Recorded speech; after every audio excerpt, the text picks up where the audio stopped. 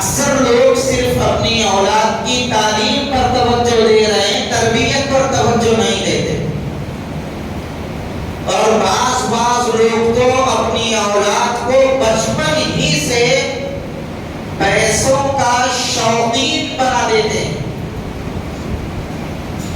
ہر بات پہ پیسہ، ہر بات پہ پیسہ۔ نتیجہ یہ ہوتا ہے کہ بچے کا بچپن ہی سے مال کے اوپر دل آ جاتا ہے۔ اس لیے چھوٹے بچوں کو سامان دلایا جائے، پیسہ نہ دیا جائے۔ اگر وہ کھانے کی چیز کا سوال کرتے ہیں تو ان کو چیزیں دلائی جائیں، ان کے ہاتھ میں پیسہ نہ دیا جائے۔